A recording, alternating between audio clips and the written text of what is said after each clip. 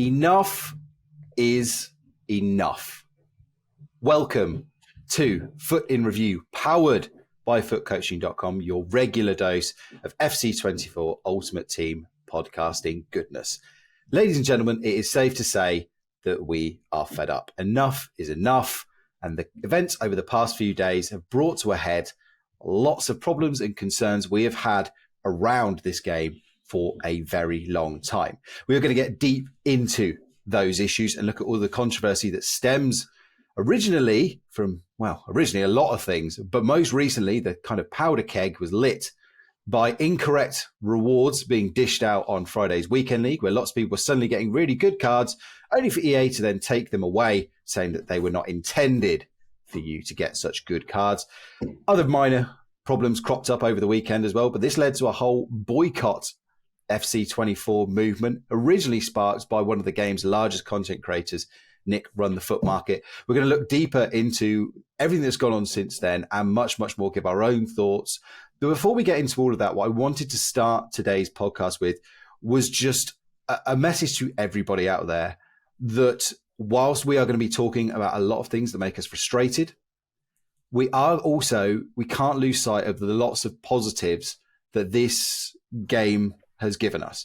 Most importantly, it's given us access to a fantastic community. The people that I'm spending this podcast with, everybody in our Discord, our listeners, you're the best thing about this game because it brings us together and we share those experiences. We share the highs, we share the lows, we share the frustrations. And that is the best thing about gaming. It's bringing people together. And look, while there are so many problems that we can talk about around this game, let's not forget that we do spend hours on it. There is enjoyable times. There are great pack pools that we enjoy. There are great Weekend League results. There's the dramatic comebacks. There's the ridiculous goal you'll score from 35 yards that you know brings a smile to your face. So this game is not inherently totally awful. There is not, it is not the demon, and EA Sports are not entirely, totally useless. With that being said, though, we have got lots to talk about. And to do so with me is the scout Nathan Downs and my main man, Shaq Attack. Shaq, I'll start with you. How are you, my friend? I'm doing fabulous. And that's a really, really good start to, I think it sets the show up really, really nicely for what we're going to talk about. And I think all of us in the community are equally as frustrated as you are. And I think a lot of us are this is just the last straw to break the camel's back. It's just, there's so many things that have happened time and time again. And this is just, I think it's just really, this is like Messygate, but I think it was much harder to get this done. So a lot of people, I feel really bad for those people that actually were trying to get those rewards and in the last win, and the rewards were flipped over. I think I feel worse for those people because they were actually trying actively to try and get those rewards. And yeah, I think it's just gone down horribly wrong. There's a whole lot of things to get into. I think we'll go through the summaries of what's happening across the Twitterverse on this regard. But overall, I think one thing I'm really glad about the fact that I think everyone's feeling enough is enough. We all have put up with this, as I'll put it lightly without saying too much. It's like a weirdly abusive relationship that we've just tolerated for so long, and I think everyone's vocal about that right now. So yeah, I'm really looking forward to the next half an hour or 45 minutes of ranting about this. Well, in sequence, and also as positively as possible to try and actually put our thoughts across rather than just yelling. Exactly. And Nath, my friend, how are you? How have the past kind of few days affected you or not affected you? Yeah, thanks for having us back on as always. I'm loving our Tuesday sort of catch-ups, as you like. Some great points there that you've made in the intro. First things first, though, I have to sort of second the thing about the community. We'll go on and talk about Nick Run the Foot Market's video at some point, but he did also highlight that, the community is such a big part of it. And I've said in the past, the community has helped me sort of personally, I've made really good friends through it. Got through some times in my life that were tricky, and it's due to the community. So I will say that. I'm feeling a bit flat today. I've done my homework before this. I've looked at quite a lot of big streamers' videos who have kind of ranted. I've tried to stay away from all that until today, obviously, so I know what we're on about. Very much aware of all the issues that have been going on. So I'm going to try and take the role of the balanced person in here. I rant a lot, and I know you guys are very, very passionate about this as well. But the theme of our podcast in general is to try and be as positive as we can and balanced. So I'll try and assume that role, and I probably will stare off into complete rants and go on tangents like I always seem to do. But I think it's a very, very good topic. It's very current right now, and there's so many flip sides to kind of get into it. So I'm excited. I think Shaq's been optimistic, saying it'll be only half an hour. I think we could probably talk for the next week and a half constantly on this. So let's get in and hit the subject. Yeah, absolutely. It's worth saying as well, again, apologies there was no show over the weekend. Of course, it is the FUT Review meetup happening right now in Crete. John and others enjoying themselves in the sunshine, and there's going to be lots more content around that. And again, that's just one of the fantastic positives that this game has led to that. So many people getting together and having a great time. So I'm very much looking forward to all of these stories and videos coming out of that. But let's dig in. And look, we will do our very best to be as balanced and as coherent. And I'm actually kind of glad that a few days have passed for this, because it's allowed a bit more perspective. I remember jumping on with John and Chris in the minutes after Messygate, and it was really raw and emotive. And I'm glad I've had, a good few days to sort of, calm down, had a good number of cups of tea in that time being. So look, let's start with it, because Messygate is the right point. Now, if for those of you who may have been away or you don't pay that much attention, what basically happened is people started playing FUT Champs on Friday. It opened up at 8 o'clock, as it has done throughout Team of the Season. And obviously, some people speed run it really quickly. And so around sort of 10, 11 o'clock, the bigger streamers, started opening rewards. And they noticed that a lot of people were getting very, very juiced rewards in terms of they were getting player picks, even at 11 wins, containing the likes of Dembele, who was 14 million coins or whatever it was, and Mbappe, Zaire Emery. All of the top tier reds that basically you never see was suddenly popping up. Now, it wasn't a guaranteed Mbappe simulator. It wasn't guaranteed Dembele, but you were very, very unlucky if you didn't see one of these cards. And of course, word quickly spread. Players hopped on. I think all the time, most people were expecting that this was going to be corrected. However, the time wore on. Nothing happened. Nick Brun, the FUT market, scrambled to 11 wins as quickly as he possibly could, and he got Mbappe. And lots of people did the same. However, in the early hours of the morning, I think it was around 2 or 3 a.m., EA put out a tweet basically saying, fun's over, kids. We've corrected the rewards. And I'm going to find the exact language used, because I think it was the language used in this tweet that really, really set a lot of people off. Now, they said, we have identified an issue where the Champions player picks rewards were providing unintended results. This has been corrected in game. And it was that phrase, unintended results, that really sparked the controversy, because it was EA in so many words saying that we don't intend for you to get such good rewards. Now, unlike the Messi situation where the player pick was corrected within an hour, as I said, this lingered. In fact, the tweet was put out at 2:51 a.m. So you had a nearly 6-hour window. Now, we do not know how many percentage of players got these very juiced cards. We will never know. Anecdotally, I played a couple of games in Division Rivals, and I think out of 5 opponents, at least 3 of them had one of these juiced up red cards. Admittedly, I'm in Division 1. I'm probably going to be playing more commit players. So we don't know. And also, EA provided no follow-up to this issue. So we do not know. This set the FIFA community alight. You can go to the tweet on the EAFC Direct and you can see some of the responses, most of which I can't read because they contain swearing words. The top ranked one at the moment, most liked, is Nepenthes' you have to be joking, leave it as it was, everyone was happy, mad. Legit mad that you intend to shaft people for playing your competitive game mode.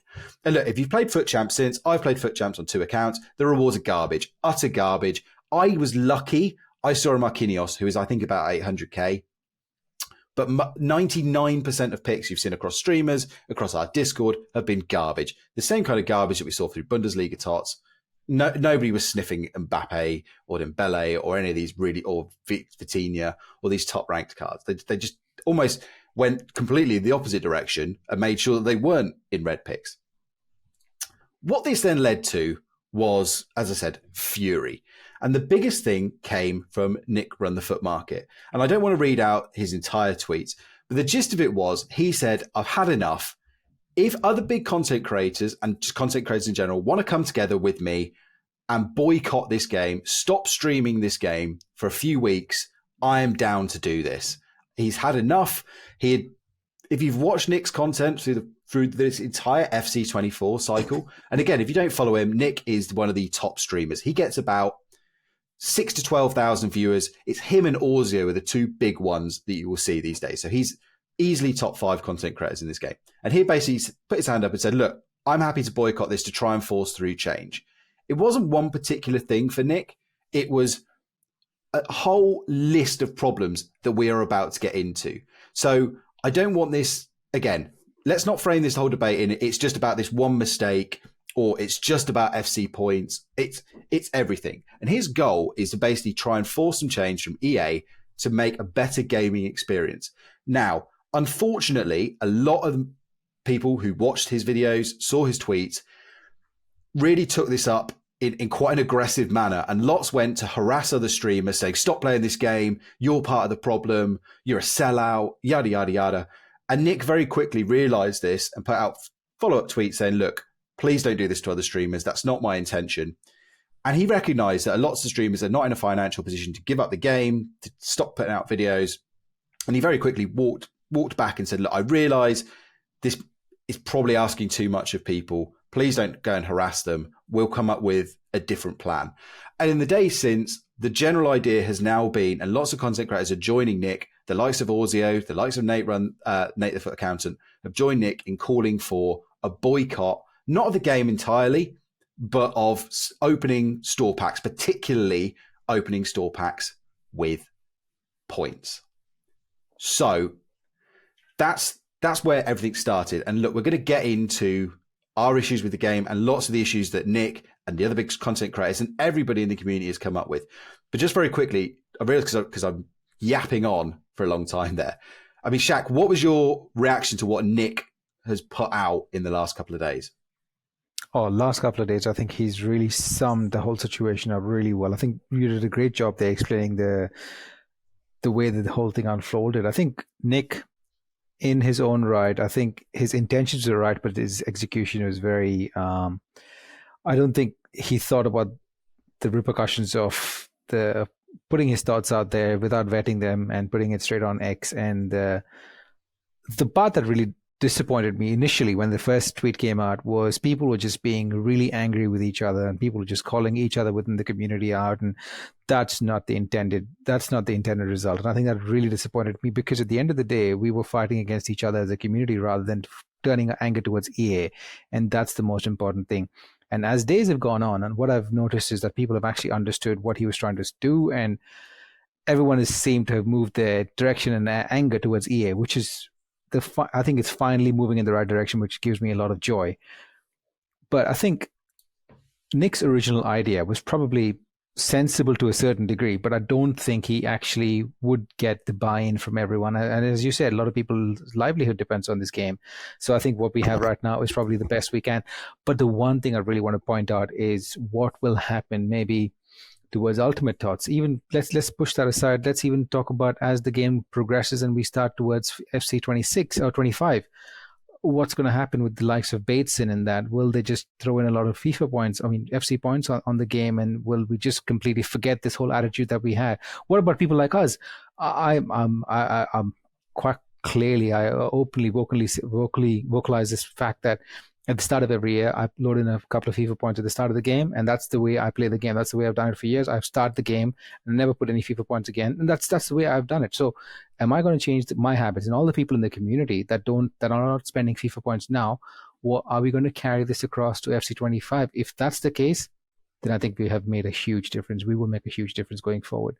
But if you just forget about this and move on, and then look at the next flashy thing and just completely forget the stance that we're taking right now, I think that really it'll all feel like it's all in vain. Yeah, and Nath, go back to, again, what sparked this whole thing is in this particular era, this whole EA putting out what they call unintended red picks and then changing it. I mean, what did you make of their response to the whole Mbappe, Dembele and red picks situation? To be honest, I think it's very typical EA.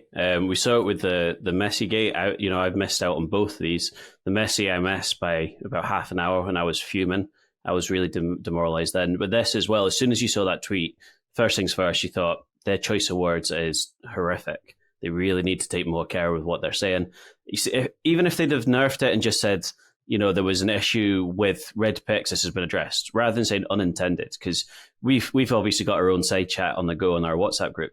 And when it came to playing champs, I said, I'm really demotivated. I know that my rewards are going to be horrific, like absolutely horrific. And to be honest, they were. I rushed to, I couldn't even be bothered, so I just got to 11 wins. I kind of speed run it.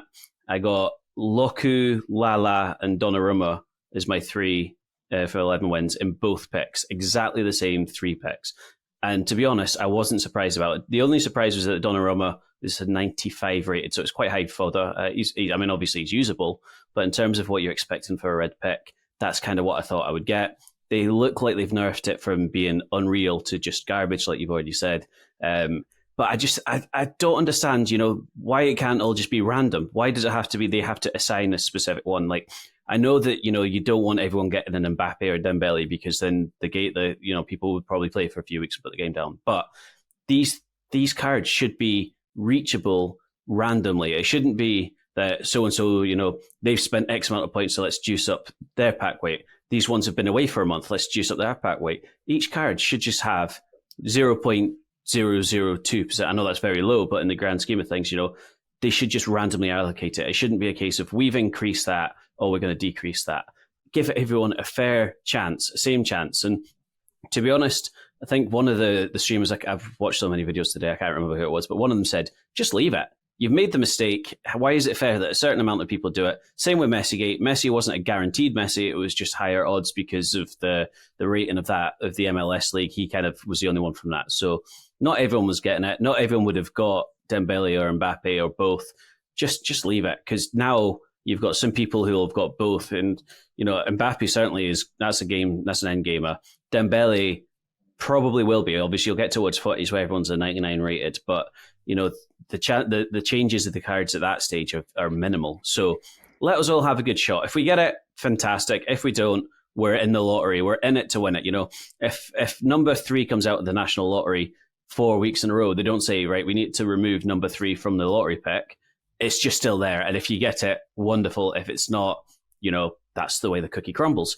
I just think that EA are showing a little bit of disrespect to the user base. We all grind, we put time, we put effort. Some people put money in, mental stress, fatigue, everything goes into that. So I don't understand why they can't just say, what, we've messed up, but actually we're going to mess up for the whole community, instead of those people that are, potentially different time zones, or that's their livelihood. As someone with a family, I don't really get to play after, in the evening. So I'm out until into the week. So I need to rush through mine. Why am I disadvantaged just because of, circumstances? It shouldn't be like that. It should be, right, they got it, so I've got at least a fighting chance. So, yeah, I just think it's a running theme with EA just now, that they mess up and it's us that are kind of hindered by it all, rather than actually making it fair for everybody. Yeah, look, loads to unpack just from this mistake alone, and I very much agree with both of you.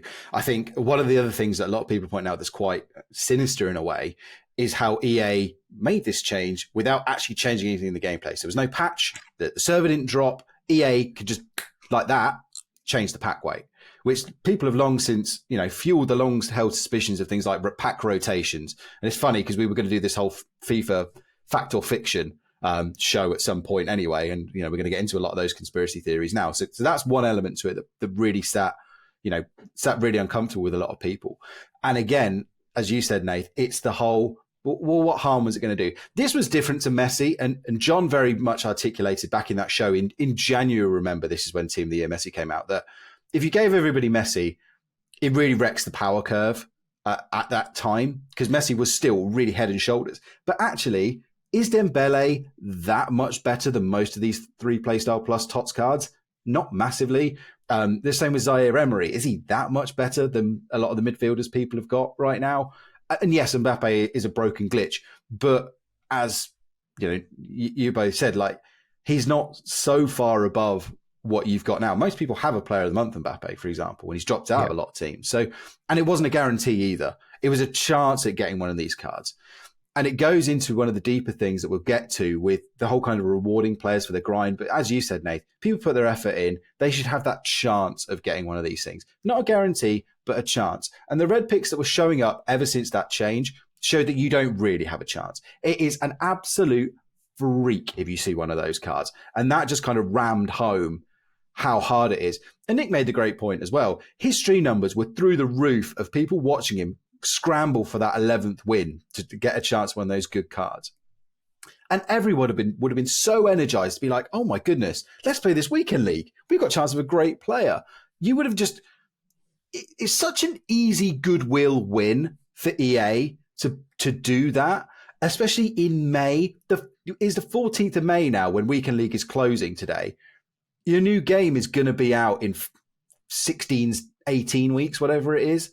And you're probably going to release some juiced up footies cards in 6 weeks' time that make these cards meh anyway.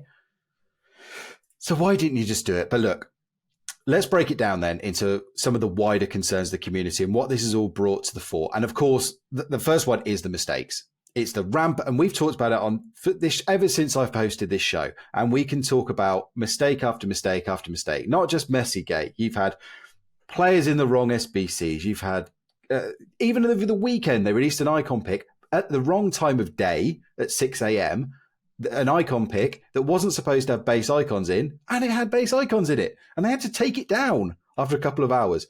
Yeah. Players giving the wrong images, clubs with the wrong badges, not being able to submit certain SBCs because it doesn't recognize a certain type of player, problems with Evos. We could literally spend an entire hour here talking about mistakes. But that is just the most easiest one that has sparked a lot of this. It's the constant mistakes. It's the lack of quality control. We've done entire shows on it, so I'm not going to go deeper into this. The mistakes just need to stop. The point I will ask the two of you about is Matt HD Gamer came out with a video this week, Shaq, and he almost questions whether these mistakes are either an act of sabotage or someone within EA trying to get any more attention. Can you see either of those being an explanation?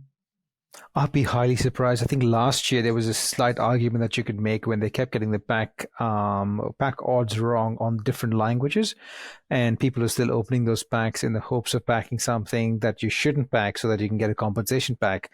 But then that's backwards because you're spending more money to get something that you don't really care about in a couple of weeks' time. So those kind of things, I did question whether there was completely internal sabotage, but also it was more towards EA trying to say, you know what, let's just play this and we get more sales happening anyway, so it doesn't really matter, and we can compensate everyone in a couple of weeks' time. For example, I think we had an issue last year at Ultimate TOTS, and that pack was rectified. I think it was a Portuguese or Brazilian, I can't remember what it was. It was a pack that you'd open in a particular language, and we got the results. We got the compensation for that pack 4 weeks later, 3 weeks later, when those TOTS cards were not even, no one cared about those TOTS cards, and that's when we got the compensation. With this current situation that's going on, I think sabotage, that's probably a good explanation as to why it happens so often with such a large company. But you would expect that if this keeps happening, that there would be someone within EA that takes a good hard look at themselves and think, we probably need to have better quality assurance of everything that goes out. Every single thing needs to be quality checked to make sure someone's next on the line for content being wrong. So if that's not happening, I mean, no one's taking any action. I don't believe that people can constantly try and sabotage the company from within. It's more that people are just messing up consistently because of firstly, it could be a small team, it could be a lack of resources that they have on that end, and they're trying to do the best they can, but things just don't turn out the way that they intended to. And it's a 24-hour cycle. You have to have new content coming in. There's not many games, if you think about it, this is not how the game was a couple of years ago. There's not many games that have daily content cycles and such heavy content as well. And I'm not trying to, I'm just playing devil's advocate here. I'm just trying to demystify the sabotage from within angle, which I do believe it's just completely ineptitude. They just haven't hired the right kind of people to do the right kind of jobs. And quality assurance. I think Nate's probably an expert at QA, and that's something that is strongly missing at EA. And I think at some point, as paying customers, we're tired of this. We're tired of this, especially because it affects us tremendously. And before, I really want, one of the things for someone who lives in a place that's away from Europe, we don't get access to any of these mess ups as well. And that's more frustrating than you can imagine, because none of these things, we're not even awake for these things. We don't even have a chance to try and obtain these sorts of things. And it's frustrating that it keeps happening over and over again. I think one of the things that really annoys me is the Messi gate. Of course, didn't have a chance. But the Yaya Toure thing, where people got heaps and heaps and heaps of coins back for something that shouldn't have happened in the first place, that's ridiculous. And their whole compensation system is really messed up as well. In this case, as you said, Dan, all they had to do was keep the rewards as they were. Don't give out Mbappe. Maybe don't give out Usman as well. Just give out Vitinha, give out Zaire Emery, give out these kind of cards, and people will still be happy that, okay, yep, I've got something. I haven't backed in Mbappe, but I've got a red that I'm happy with that makes my team. Everyone's happy. I don't understand that. The greed is what really annoys us. Anything to add on the mistakes front, Nath? Yeah, I mean, firstly, like I'm a quality manager, so my line of work is sort of addressing who we're accountable to. So in our case, it's like Scottish government. So when we've got people we have to report to and feed into, etc., we've got those pressures. EA don't really have anyone governing them per se. They just kind of feed in their own thing. So that's probably one of the reasons they can get away with this. I think John, a while back, I can't remember whether he said it on the pod or whether it was in the Discord, but he highlighted that actually one of his sort of business buddies had said maybe these type of things aren't fully just mistakes. Maybe EA are doing this because what are we doing now? We are talking about FC24. We're talking about, yes, they've done things wrong, but we're still talking about them. It's highlighted. When you look at, between sort of 6 p.m. and midnight when I went to bed on Friday, EAFC and Mbappe was trending number one on all over social media.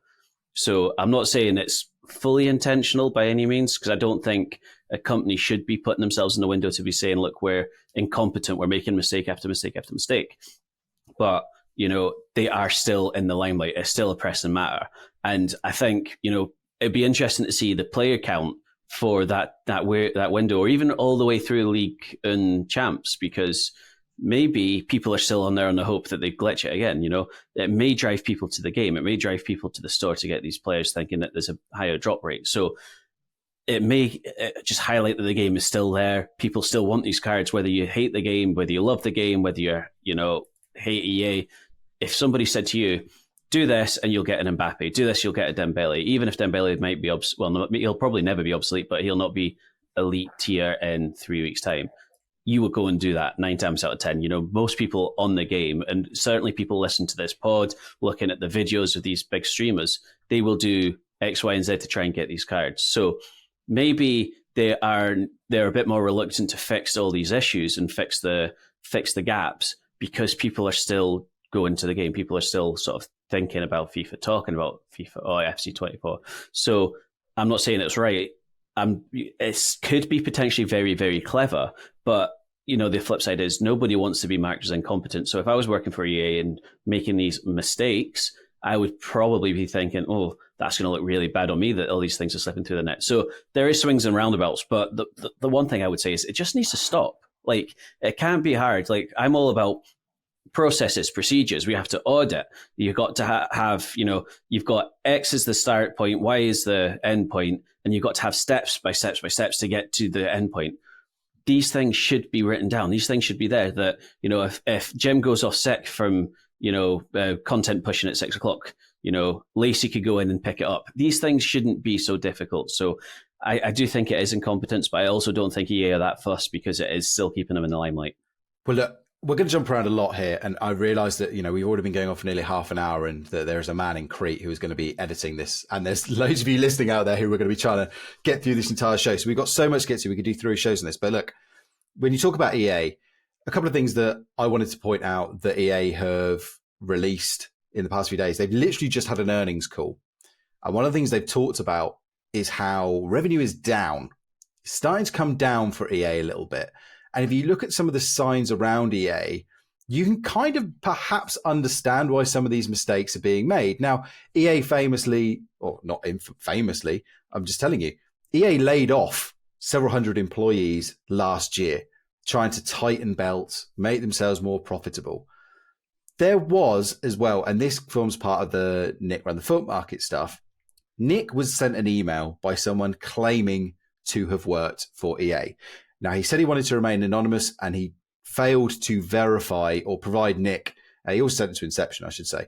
He failed to provide proof that he worked for EA. But it was the kind of email that made sense. It was the kind of thing that it was bizarre that you would go through so much effort to make things up. But it is important to caveat that it has not been verified.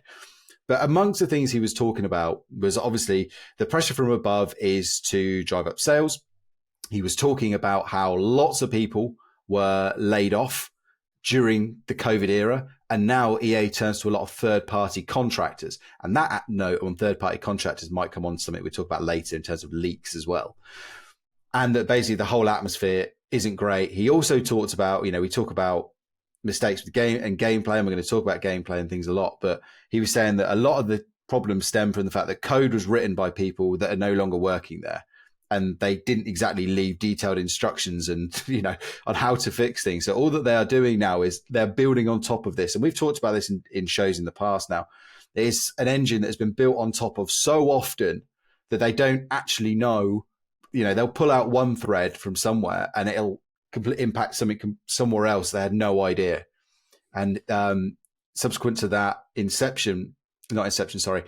going to lose my head with the content creators. Nepenthes was saying that he'd had a discussion with a former EA employee as well, who had told him, for example, that the reason that draft never changes is because the guy that wrote draft no longer works for EA and hadn't given any kind of instructions on the code behind it. So that's why, if you're wondering, because if you remember, Nath, as well, we had this whole new position change stuff, didn't we, this year? But draft stayed the same in that it was giving you players that, as a CF that couldn't actually play in alternative positions and things like that. And people were like, well, that's a bit odd. It's such an oversight. And yet that's never been corrected. So again, these are unverified things. But they add up to a picture of a company that is cutting costs, that is trying to be as lean as possible.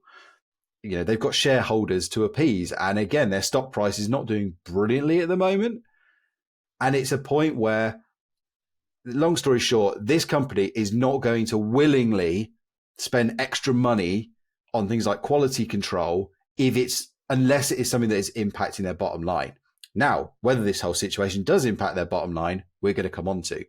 But we've just lost Shaq for a few minutes. He's been taken out. He's been silenced by somebody. So we'll hope to see Shaq back soon. But in the meantime, Nate, let's move on to gameplay, because this was the big thing for Nick as well, in that he said, it's not just all the store pack issues and mistakes and things like that. All of this is basically boiled down to the fact that this game to him was not very good. He's called it the worst FIFA he's ever played, FIFA EAFC, whatever you want to call it.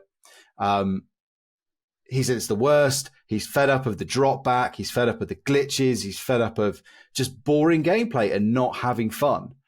Now, we've talked throughout this year, Nate, I think both of us are kind of, we find the game reasonably good.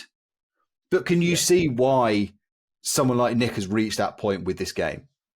Yeah, absolutely. I mean, up until a few weeks ago, I'd stated even on this pod that I thought gameplay was actually fine. I didn't have an issue with the gameplay. I thought, it was a bit boring, the sweaty cutback metas, and some of the videos do go on to talk about the nerfing the Travellas and the finesse shots and stuff. What I will say is the last month, 6 weeks maybe, I am starting to notice a massive change in gameplay. I'm getting stutters. Part of it's my own controller because I seem to have right stick drifting. So I'll be running up the line and randomly the ball will just go a completely different direction. But I know that's me. But like even the last few days, the amount of times that I'm in the right position and players just glitch through, the amount of times I block a shot and somehow it ends up being an own goal for no reason at all. Like there's so many stutters, so many glitches, so many times I'm getting kicked out of games. And our pet peeve over the last wee while has been that when people quit on you and you don't get the win. Like it's just, these things are infuriating, and I can completely appreciate why people will sort of say enough's enough. If I wasn't just kind of a habitual person, I would probably be saying the same. I am unfortunately one of those that does kind of play out a habit. But the last few weeks, it's just starting to get to me a little bit that it's exactly the same glitches, issues, bounce backs. Each year they sell this is coming into the game. That's going to be better. We're having the best gameplay experience ever. And to be fair, up until, like I say, a few weeks ago or a couple of months ago, I thought the game was actually pretty good. The graphics, it looks smooth. It plays nicely. It's a bit repetitive, but there's been a noticeable change, I think, over the last wee period. And I totally see what they're saying to it, to be honest. Yeah, look, completely agree with what you said there, Nath. And just, again, the server issues, the amount of people, even today as we are recording this, are getting frequently kicked off the servers. We had, of course, over Bundesliga weekend, basically being unplayable on Friday and Saturday, with people getting being 4-0 up and getting disconnected and glitched off and things like that. It's just, and again, we are talking about a company that in just their last quarter had a revenue of $1.8 billion. This isn't a struggling independent company. This is a company with so much resource behind it if they want to. But again, they are choosing not to invest in this game because at the moment they can get away with it. And the whole crux of this thing will come down to the point that I've always talked about, which is, and everyone's talked about, competition. There's no competition. There has been no repercussion for EA for these cock-ups, for these bad servers. The players haven't deserted this game in droves yet.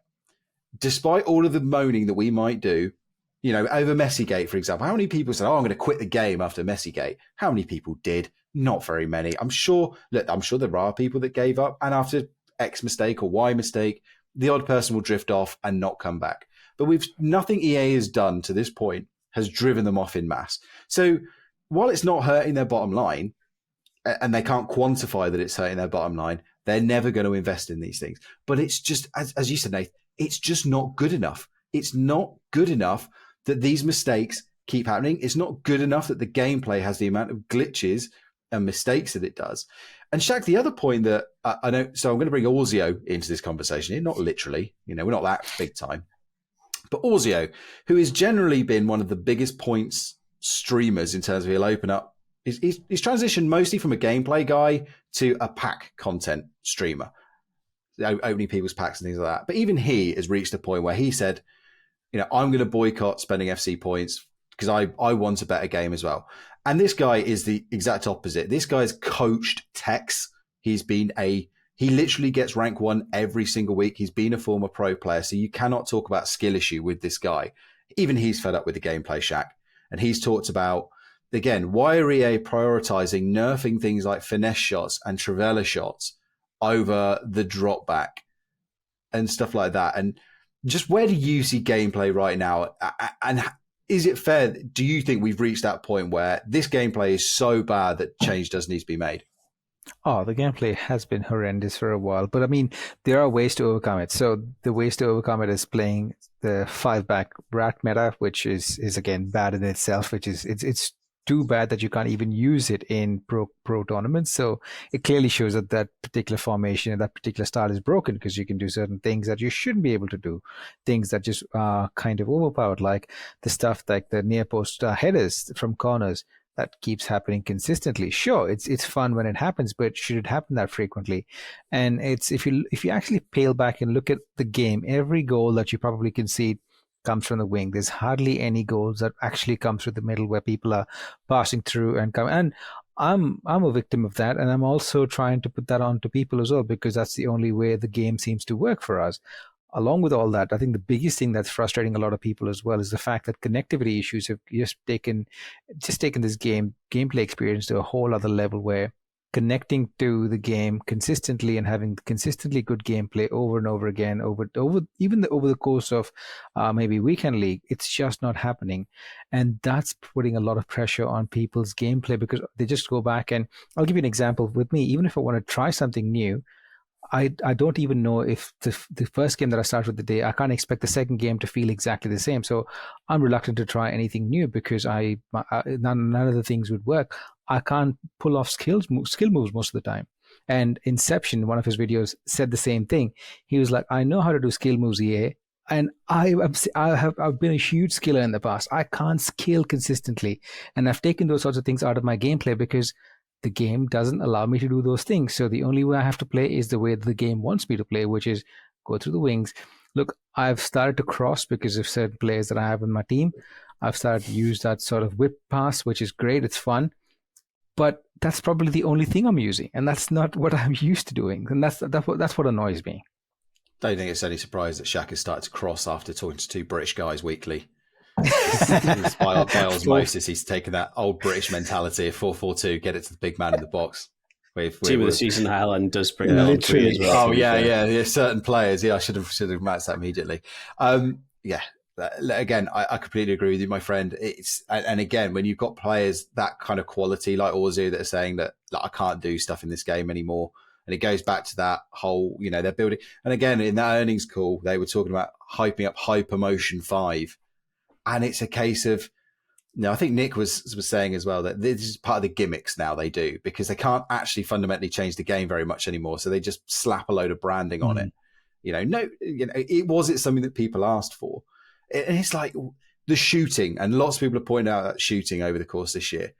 And Orzio said it in as well. People are just like, you just need to green time your shots. He's talking about how the fact if I've beaten the defense and the goalkeeper has moved to the other side and I'm using a player with 99 shooting, I shouldn't need to green time it for it to go into the corner. And that sums it up. Finishing last year was great. And I'm almost certain I know how they've broken it. And again, I've said this on this show, precision shooting. Something that nobody asked for. Nobody has really ever asked for. They brought it in.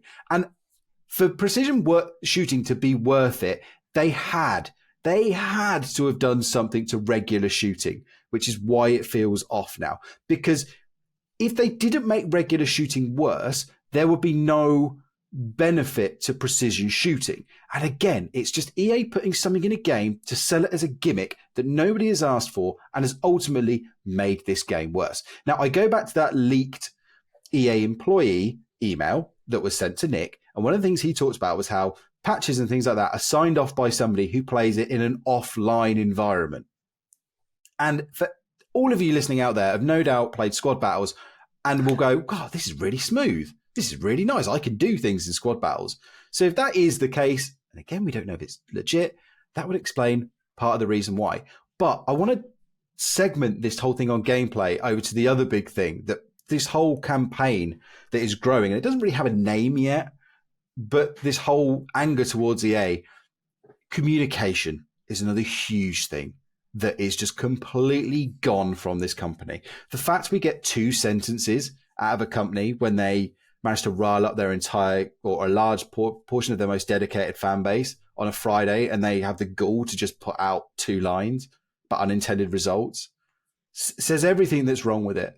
And we've been over some of the reasons why this has happened in the past. They used to have things like community managers and they got abused really badly. So on that front, I can understand why personal accounts are not out there saying, here's the problem. But gents, when's the last time EA did a Q&A? When's the last time we don't even, do they still do that show on a Friday?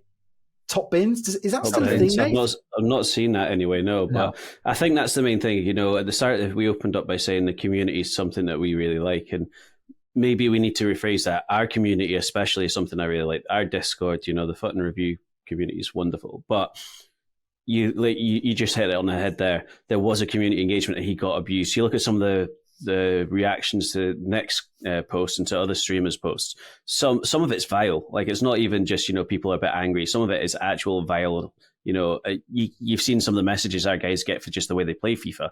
Disgusting. So what I will say is, whilst I do really enjoy our community, I think there are issues throughout the wider FIFA or FC24 community where some people, I'll call them keyboard warriors because they probably would never say it to your face or whatever. But there's a lot of people out there say stuff that, I don't understand what goes through people's heads when they think they can get away with saying certain things. So from EA's point of view, nobody could pay you enough in the world to have to sit and tolerate some of the stuff that comes off people's keyboards, we'll say. So that I think has been to the community's detriment, is that people think they're behind a screen so they can say and do whatever they want. So, I 100% agree they do need to improve their communications, don't get me wrong. And, maybe doing their own podcast, or maybe not their own because it'll be tailored, because we've had that with other podcasts before, but doing something that shows they have a face and they have accountability would be the way forward. But I'm not going to sit here and say the EA need to employ somebody to sit and do live sessions with the whole community, because I think that would be putting people in, mental health thing's a big thing at the moment. I think that would be the worst thing they could do. And you would, it's easy to get behind stuff, to rally behind stuff when it's wrong and people want change. But, if they made a flawless game, people would still be wanting something different because it's not the way they want it. So I'm very reluctant to say somebody needs to face it up, but I do think they need to explore ways that they can communicate much better, and not just let you know what they're saying, but a lot more effectively and a lot more considered than what they do just now. Yeah. And I agree with you absolutely on that. And again, it's one of the points that I think Nick Run Foot Market, Nick 2080 and Nep were all in a call on stream yesterday morning. And they were talking about how, look, the community is not going to help itself if it just goes into loads of streams and says FEA. They kind of need to show that they are thinking about this rationally and responsibly, and it's not just a mob mentality. So that's one thing. However, when you talk about, okay, the user base doesn't help itself by being abusive. The other thing that Matt HD Gamer said in his video that was published the other day, and I think it was called something like "What's Going On with EA" or something like that, was he talks about how he was part of this Game Changers program, and people out there might have seen this. When streamers get this early access, and some of them are at events and at live events, they're part of this Game Changer Creators Network. He said he was in it for, I think, 8 years. And he was saying how they had a Discord, and content creators would post, fully researched, well thought out, with loads of relevant examples of things and issues, including things like no lost glitches, I think was one example he talked about. And he was saying that the Discord was not monitored. There was no responses. No one was engaging with them, and they were just like, yeah, okay. There was no someone from the dev team saying, "Oh, look, we've investigated this particular issue. Here's why we can't do it." And they weren't even saying "Oh, off the record, this is it." It was just ambivalence, and I think that is just the mentality that EA have taken. And whether they justify it with what Nath has just said in saying that, look, the reason we don't come out and talk to you guys is because we get abused. But they've literally drawn the drawbridge at the castle, and they're just sitting on the top watching everybody. And at the moment, that people are still paying their taxes, and the king in the top of the castle is very happy. And he doesn't care that, the people aren't actually getting to talk to him, because he's like, well, I'm still getting the money. I don't really care. But the communication is dire. Again, we'll very occasionally, when they release these patches, get an example of a reason why what they've done to tune finesse shots and great. Why is this not a monthly thing? Why is there not pitch notes every few weeks saying, oh, a lot of the community has been talking about, one of the examples Nick 2018 pointed out was, where are goalkeeper evos? Where are goalkeeper play styles? Why isn't someone from EA coming out in a monthly update saying, oh, lots of people have mentioned there's no goalkeeper evos. Here's why we can't do this. It's because currently within our code, it's we're really working on it towards FC 25. They have changed the goalkeepers, though. My goalkeeper now likes to sit down and have a sandwich when their attacker runs through now. Literally I don't know what's happened, but last week, my keepers just now sit down, cross the legs, and pull out a sausage roll or a pork pie and eat their lunch while they're on the pitch. So that they have changed something anyway. Yeah, but you know what? You know exactly what I mean. In that these problems we have with gameplay, there is no open dialogue anymore. There is no, we've seen you. Look, they opened this feedback portal around Team of the Year, didn't they? Around January, and apparently some people, I think Nate, the FUT accountant, was saying that people are reading it because some people were submitting into that portal that they've been transfer banned or coin wiped for something, and suddenly their accounts were back. So it appeared as if it was being monitored. But this whole, whether it's arrogance, whether it's they just see it as not being worth it. The whole lack of communicating with this community is just, it's not good enough. No other game, and Nep was talking about how other communities, the Helldivers 2 is a great example from the past few weeks. There was a massive row within Helldivers 2 because they suddenly introduced a requirement that you had to have a PSN account to play the game, even if you're on PC or whatever. PC, yeah. And lots of countries don't even allow you to have a PSN account. So they were effectively being forced off the game because they couldn't do this. The Helldivers community rallied together. They review bombed it. They boycotted it. And suddenly the decision was reversed. And Nep and Nick have all been saying that this community is too big. And I think, Nath, you've been touching on this as well. This community is so big. There are so many casual users out there that don't even get knee deep into content creators and Twitter and stuff like that, that it's impossible to rally an entire community around one issue. And maybe that is why EA don't communicate, because it's that whole, well, if we're not acknowledging that there's problems with our game, people won't notice them. Like, if we're not telling you why there's no goalkeeper evos, maybe you'll forget about it. And maybe that is. But I mean, Shaq, any thoughts from you on the communication front? No, exactly that. I think one of the things that EA is really good at is from the end of July all the way up till maybe early September is when you hear from someone from EA. That's because they're trying to promote the new game, and you can hear all the buzzwords, you hear all the really exciting things that are coming up in the new game. And once the new game is released, off they go back hiding into their whatever they have to do. And they might release some patch notes at the start of the year with a couple of things about things that they're nerfing, things that they're buffing, and that's it.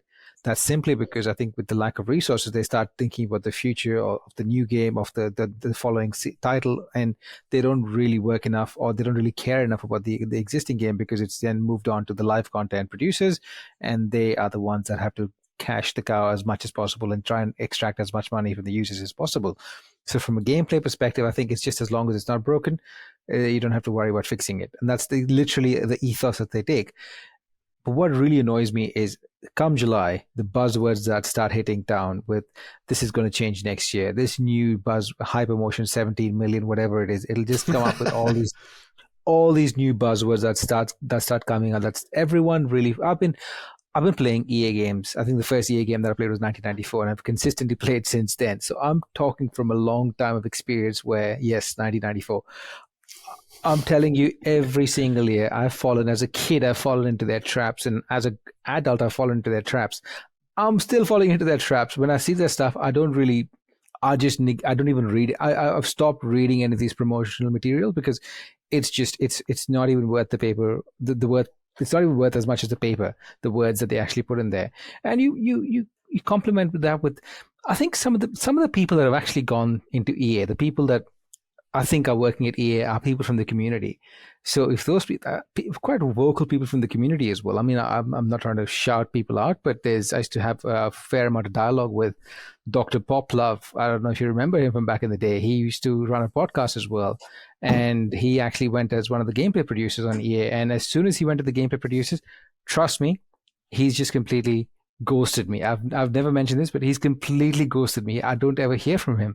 I don't even know if he's working for EA anymore. But he went to work with Joel Doonan, the Doonans and Dragons guy on Twitter. He went to work with his team.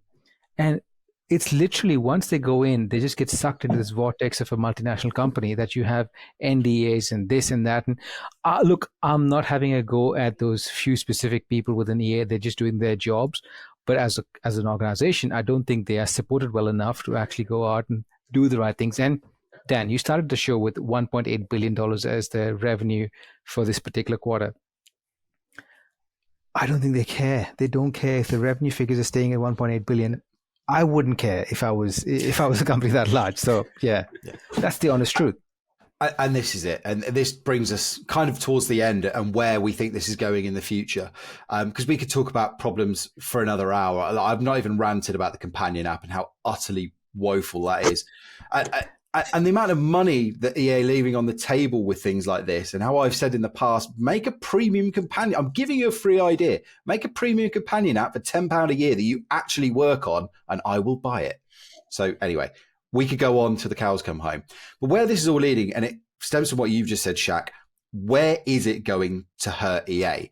And this is where Nick and some of the other content creators are now starting to come together, and Orzio and others, and now they're saying that they think that the starting point, and one that most people can get on board with, especially from a content creator front, is to stop buying FC points and opening store packs. Sounds a bit familiar, as we had our own Bid the Points campaign. But look, and before I'm not going to do a victory lap here, because all three of us in this call have bought FC points, and at least all three of us have bought FC points for this particular game cycle. How we've used them, And we've always said on this show, if you've got disposable income, we are all in our 30s, 40s. Nath, you're 50, 60. Wow. Getting some age jabs back from last week. We are old enough, ugly enough. Well, in my own case, not you two handsome gents. All of us. But we know money. We can make a mature, responsible decision about where we want to spend our disposable income. That's up to us. But we've always stressed you don't have to. There is no need to spend. And I did it. I was a fucker, first owner only, for an entire year. I didn't spend an entire, I think for 2 games in a row, I didn't spend a single point. It was only when the Evos came out this year that I went back on. But regardless, that is the strategy that people are now going down. It is they vowed that they're going to stop spending FC points. They're not going to show they're not going to take share plays from people who want to open store packs with FC points. Some are even saying they're just not going to go to the store full stop, even with coins. Others have said, well, look, you've earned coins. If you want to spend your coins on packs, I will show that. So look, that's in the minutiae. But what people do seem to agree on is that spending points for packs, they're not going to show it. They're not going to promote it. And the hope is that it makes enough of a dent for somebody at EA to go, oh, why are pack sales down this quarter? And that somebody high up enough will go, oh, wait, what's been going on? Well, we need to fix this. And whether they fix it through engagement, whether they fix it through spending money to make money, or whether they double down and say, okay, well, fine. They might well just go, right, here comes your $100 store pack. We don't know. But the whole idea is that the community and content creators are now saying, we need to get some attention. They want to either hit EA in the pocket or they want to drum up enough attention where major press outlets are starting to pick up on this and cause corporate embarrassment to EA. They would like to see things like the Wall Street Journal and Forbes and the Times and stuff pick up, or the BBC, pick up on an article of, FC gamers are unhappy and are doing X, Y, and Z. Because if you remember IconGate, gents, the press did actually pick up on that, and EA did come out with a load of stuff, statements and an investigation and things like that. Whether things changed, I don't know, but I've not heard of icons being sold since, so maybe they did close the door on that at least. But it did promote some change because it got enough notoriety. Nath, what do you make? Do you think that this is the right starting point? Do you think that they could have gone further? I mean, how do you think that this will play out? Yeah, I think that's the right way to go. Like you say, we've all put points on in the past. I opened one this morning with coins, so I'm not going to say don't open anything, because those coins, the coins at the way the game is, coins actually are almost worthless to a degree. So I'd rather spend coins that I've got sitting there and at least use them, and I got a good pull out of that. So, but I think no points is a good one. Like you say, we did bin the points. There's such a good way in the game to grind. My worry is if we do take it, if people stop spending coins because there's enough in the pack. Sorry, if people stop spending points because there's enough ways of grinding players through picks and recyclables and whatever.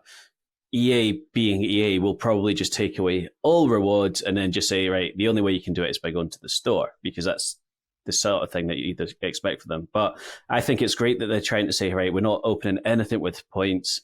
We remember, was it 2 years ago, we had the first 100 rare gold. I don't even think it was like 184 pluses, whatever. It was just 100 rare golds, and that was massive. And I'm pretty sure at the time, the Centurions, that was the name, yeah.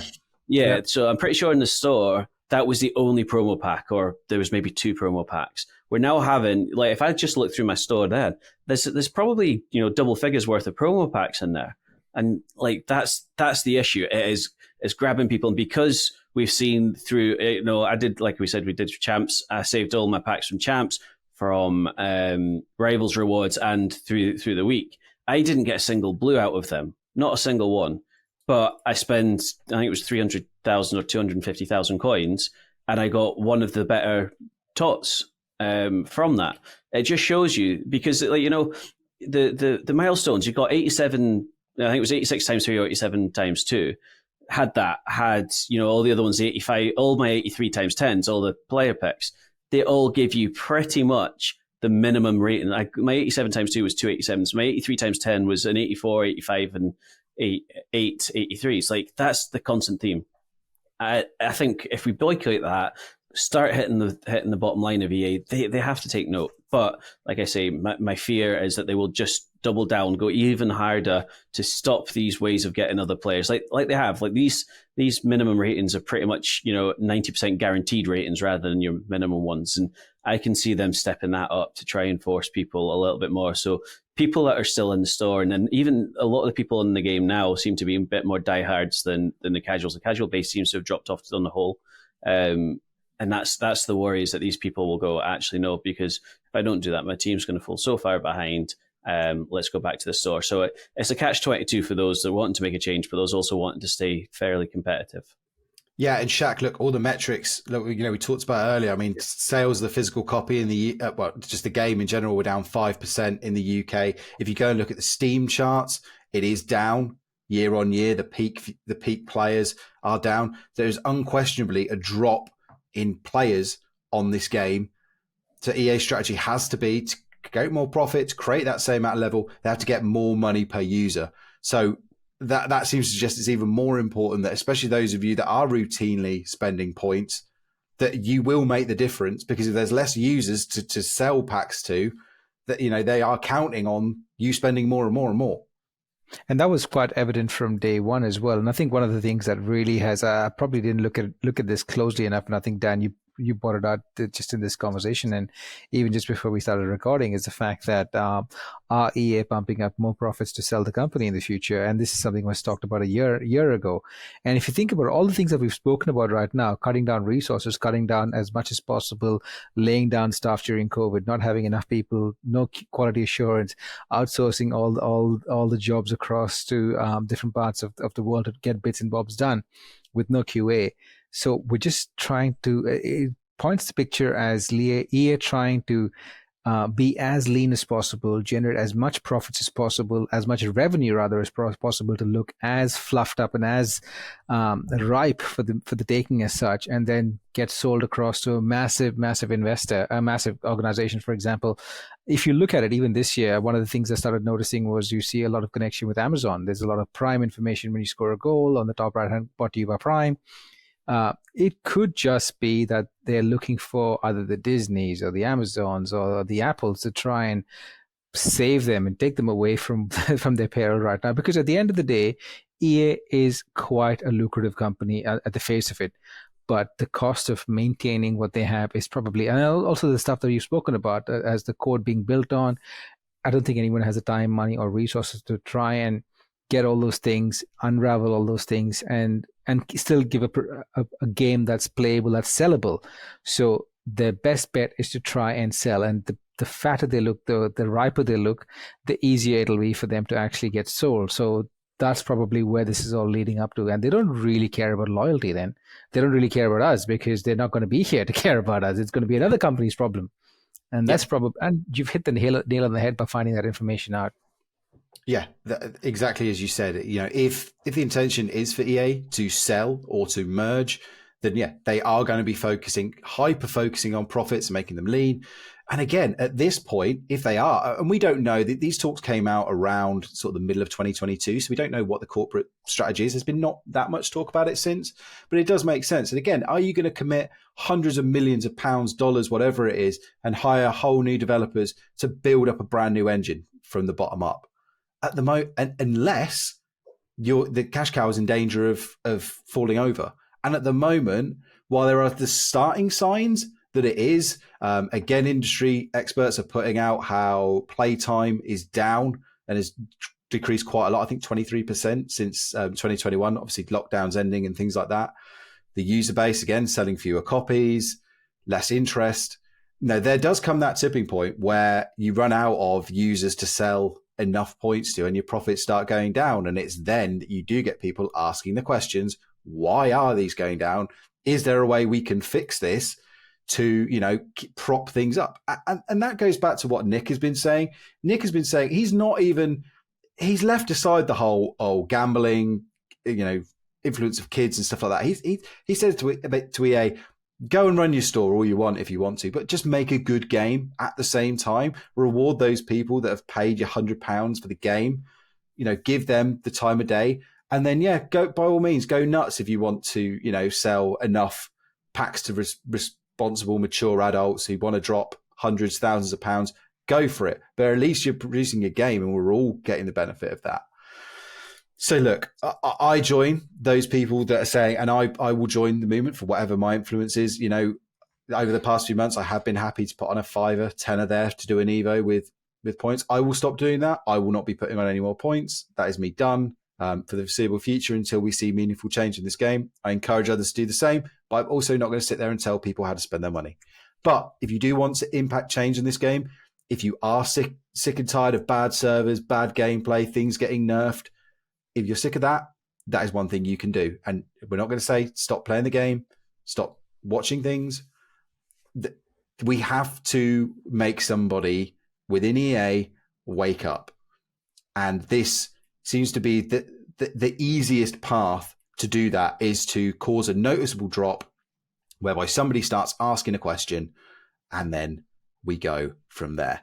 Now, look, that has been about an hour of us talking about this, and we could sit here for 3 hours, 4 hours, 5 hours doing a live stream. And there are loads of things I'm sure we have missed. There might be the odd thing that turn a phrase or something attributing one of these content creators that I've not expressed brilliantly. And I very much encourage you to go and follow and watch each of those videos to get the full context around their arguments. Do support them as well. They are trying to make a stand. Just giving them that engagement will help support them. And thank you to those of you who support us as well. There's lots going wrong. Just before we move on, because funnily enough, the game is still, the world still turns. And we have got a brand new team this season that we've not even really talked about. And we will briefly talk about content and things like that in just a few moments. But I just want to finish with Adam's post that he's put into the mailbag. Again, join the Discord. Discord's absolutely free. You can put your questions in there. Adam has said, is this the worst ever state the game has been in? And also, how fractured the community seems to be. Also, why haven't they acknowledged the connection issues that plagued us all yesterday? And finally, the wording of their statement on the red Dembele and Mbappe cards flying out to everyone on Friday night shows they genuinely don't want us to have nice things. And that's the most despicable thing coming from a company that's given so much, that's given so much from its loyal to a fault player base. And I think we've covered all of those things. And I think Adam just sums it up brilliantly well, in that we give this company a lot, literally billions. We are not asking for the world in return. We're not all asking to be given Mbappe's and Dembele's. We're all asking to be treated fairly. We're asking for communication, and we're asking for meaningful improvement, or at least dialogue around the game and the gameplay. That's all we want. It's the start. And that, my friends, is the very least we deserve. Will any of it change? We don't know. Realistically, the only thing that is going to make huge change is competition. And games like Goals, UFL, eFootball, AN Other are still realistically a couple of years away from being at the point where they can be a serious competitor, if ever. And I know John, FUT Coaching John, has said in the past, the amount of money that these people have at their disposal and the whole gaming industry is shrinking. So look, the chance of strong competition, it's not huge right now, certainly. So we need to try and make EA and the game we have better. And look, thank you for all of your support. Appreciate those of you who've listened to this last hour plus of us talking. If you've got your own thoughts, you know where we are. Join the Discord for free. All the socials, all our individual socials. FUT Coaching is the main one.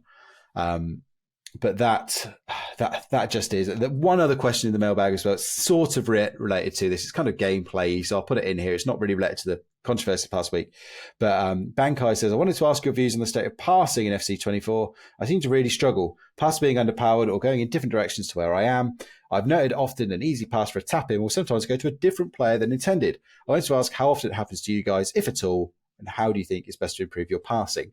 Thanks in advance. Well, I'll throw it to the coach here first, Nath.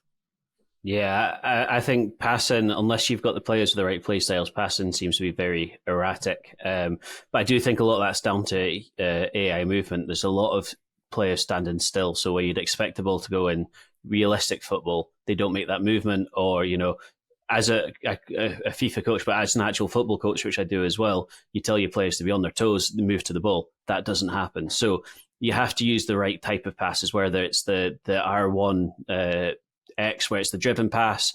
You need to, people complain about through balls, but through balls are so effective, not just because, you can play a through ball in behind, but it plays the ball into the open space. So a lot of it has to do with your actual pass selection, your choice of passes. I saw a streamer as well who's very good at it, uses player lock pretty much every time to get on the ball, which, if you can do that, that's incredible. I think that's a little bit too much because, being able to get the pass, get the player lock, get in the right positions, just a bit too much. But I would say make sure you're doing the right passes with the right type of player. Somebody like a De Bruyne obviously probably never misses a pass if you do it correctly. But in certain areas, you need to select, whether it's a double tap X to give it a little loft or whether you need to hold it and drive the pass. So that's what I would suggest anyway. But I don't think passing is as crisp as it should be. Yeah, I agree. And that was one of the things that Ozzy was talking about in his video as well. He was talking about why is he having to play a lock all the time to get his player to go in front of a defender. But look, lots and lots we can talk about, and we will be continuously talking about it. We're not going to let this thing drop. Again, we kind of started up in the points campaign and we kind of let it drop to the side. We're going to do our bit to raise awareness and keep talking points on. I appreciate some people of you just want to enjoy this game. We will put in the time codes in pods in future, do our best to sort of, if you do want to skip it, you can skip it, because some people do just want to use this as escapism and don't want to be talking about the bad things and talk about the positive things. So let's end. We've obviously talked for a long time, so we're not going to go on for too long. The guys didn't do a show because they're all in Crete. Good for them. Shaq, Ligue 1 team of the season. What did you make of it? What have you made of it so far? Any players that have caught your eye? And just your general thoughts. I think overall the team is pretty. I think the top end is, as we've all discussed, is really, really, really good. They have some really good players. I think Vitinha is one that really has caught my eye this afternoon. Zaire Emery is like an incredible card as well on paper. There's a whole heap of cards that actually will fit a lot of teams. I think that goes without saying. I think even the likes of Aubameyang are definitely usable with interesting play styles. But I think the lower tier ones, which are easily more packable, they could do a serviceable job on your teams, but I just feel that they will not last within your teams for more than a week and a half, because they just are, as you keep saying, the difference between the top quality and the next level, there's a huge gap between those layers. And after that, it's just every single one of them is just slightly better than the other. And it's just, it doesn't really make too much of a difference. I think that's what I'm finding with this. And the back weight is quite horrendous as well. You can barely attempt to try any of these cards. So unless you buy them off the store, off the market. Yeah, I think the pack weight's been, I think on the bottom end, I'm getting more fodder ones than I did in Bundesliga. But I've not really hit that many of the top ones. I think the most expensive player, I've got Marquinhos red.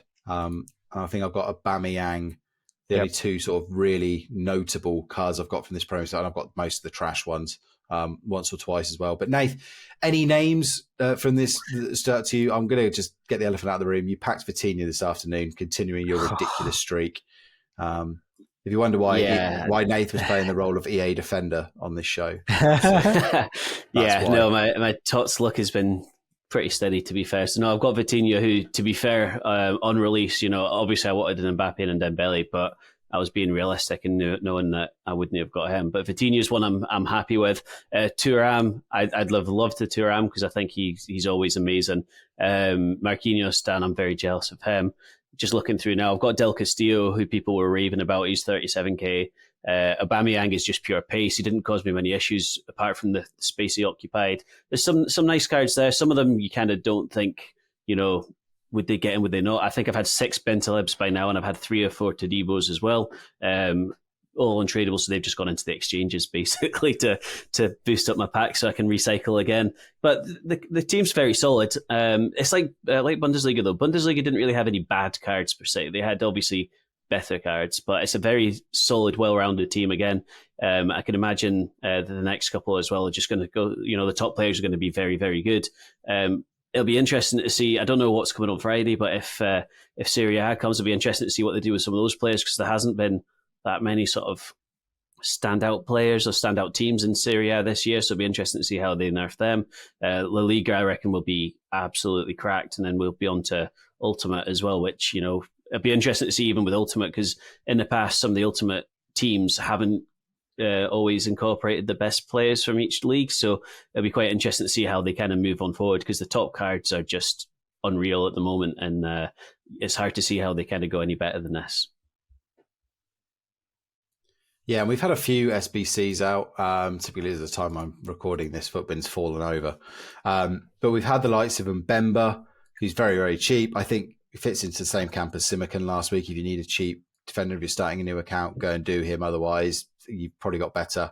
The big sort of marquee ones that we've had out, Shaq, in the last couple of days, we had Alexander Lacazette coming out, a 4-star, 5-star player, 93 rated, 3 playstyle pluses. He's coming in around $500,000. And we did have 2 icon SBCs. This shows you the state of this game, in that it has taken us, an hour and 15 minutes to mention that there is an R9 SBC for you to go out and complete, along with Camille Abile. So, any of the SBCs taking your interest, Shaq? Not really. I think at a stretch I could probably do Abile, but I'm not really that interested in her. And R9... I wish I was more interested in R9. Look, he'll do a serviceable job, and I think he's probably. I wish he was slightly cheaper than he was, but I think it's just the grind of doing 27 segments of an SBC. That's the part that I don't really think I have the energy for. It's just a lot of grind to actually get an R9 with one playstyle. He will still be amazing in game, don't get me wrong, but I just don't have the energy. And the other ones, I believe. Not really. I haven't used her. I've come up against her. She seems pretty good, but I'm not really that fussed. Yeah, she's got both of her. I think it's Future Stars icon out. Correct. You can do the 5-star, 4-star, or the 4-star, 5-star version. Both very good CMs. Whether you're looking for again, it depends if you want the kind of attacking one or the defending one. Which one do you do? Again, decent value as SBC, and should be a very good player. Same with Lacazette. I mean, Lacazette looks like an absolutely fine forward. I can't actually see that many problems with the card. It's just, again, we've just got to that point of the cycle where you have to be really excited by a card to want to do it. And these cards don't quite excite me. I mean, Nath, are you going to be taking the plunge on R9, Lacazette, or Ebele, or anybody else that we've seen SBC-wise? Nah, that R9 I had last year, and having a card with the one playstyle and who stamina means that he's going for a help path at halftime just doesn't do it for me. Abele as well, you get so many better. I know you get the French icon links, which is nice, but I think there's a lot better cards for a lot cheaper than the 1.2, 1.3 mil she's coming in at. Lacazette as well. I actually probably would have done Lacazette if there were slightly different play styles. If you had, aerial, finesse plus power shots, nice, but it still takes a wee minute for them to get the shot away. So it'd be nice if they had, a slightly different play style. So Lacazette's disappointed me. Like you say, it's fine. These SBCs are fine. There's nothing wrong with them. I just think at this stage of the game, there's also a lot better options out there for a lot less coins or a lot less cards.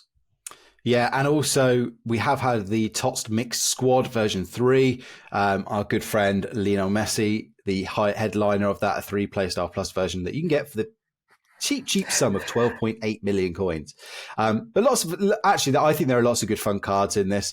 Sergio Busquets looks awesome for 150k. I wish I'd sold the tradable one I packed last night for 290. I'm literally just looking at this now and my heart sank. It's on my second account though, so maybe I'll just keep him now.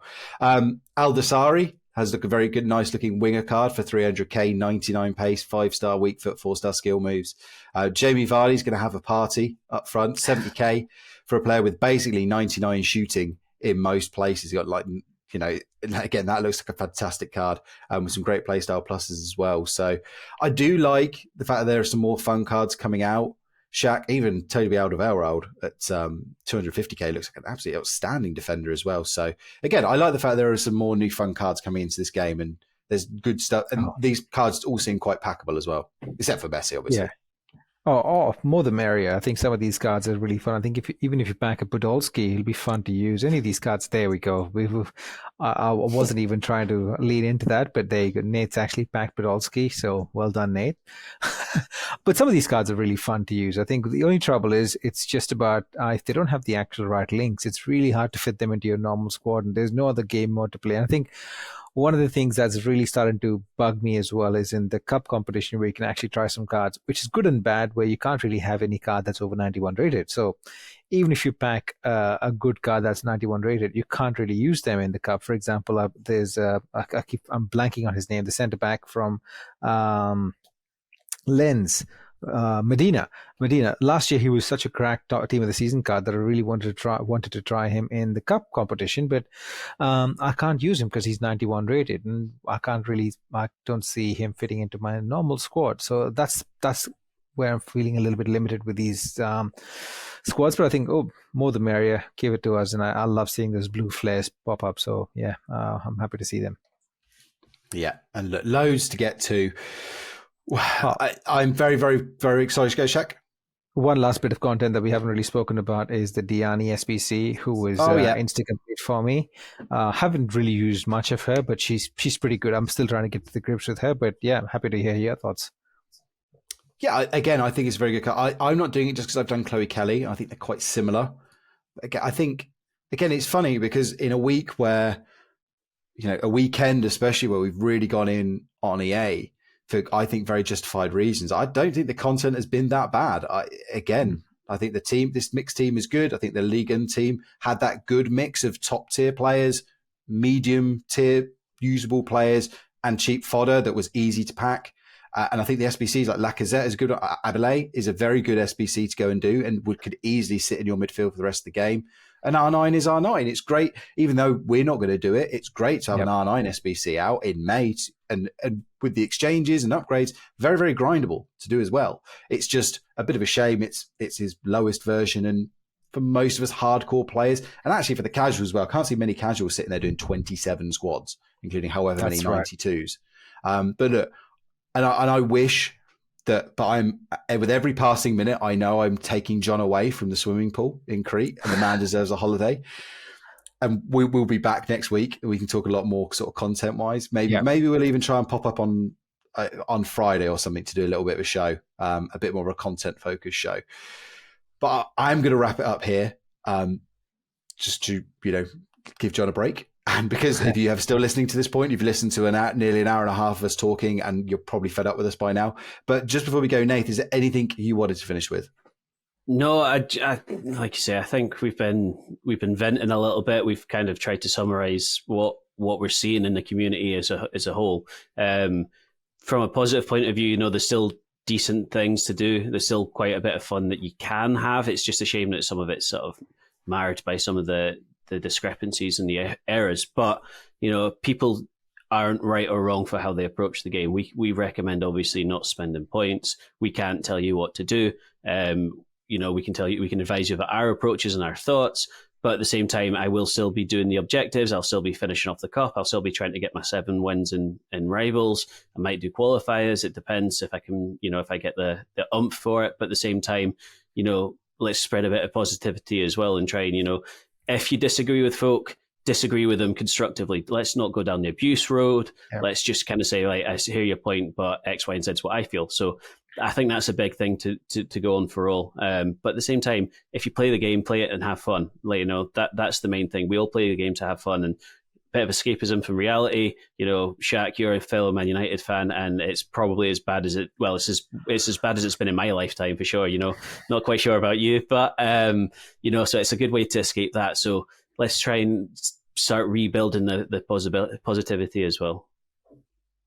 Yeah, very, very well said, my friend. And go back to what I said at the very top of this show. Take the positives out of this game, the friends you make in the experiences, the shared experiences you're having.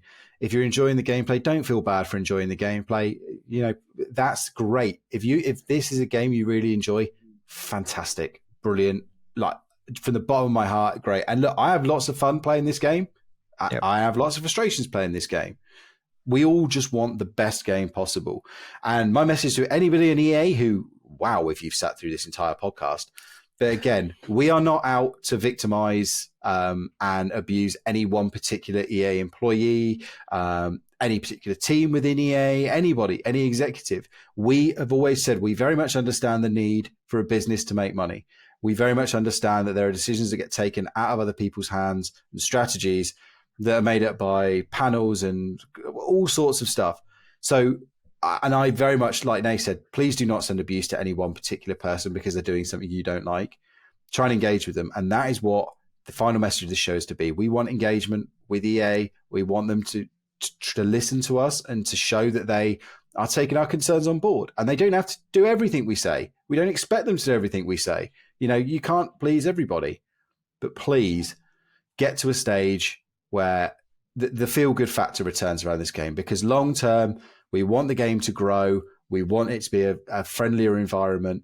And yeah, no other better place to leave it. Look, as I mentioned, Crete is ongoing. There is a tournament that is literally about to kick off an hour away from as we record this on Tuesday lunchtime. There's going to be loads of content to get through, and I can't wait to have John and the guys back over, I'd say over here, but back to their respective homes for us to talk all about it.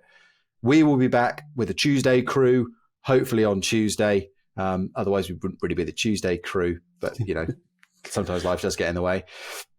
Until then, you know where to follow us. One thing left for us all to do. Nath. Drop it. Shaq. Drop it. We are going to drop it. Take care, everybody. Drop it. F U T F U T F F F U T F T T T Interview F U T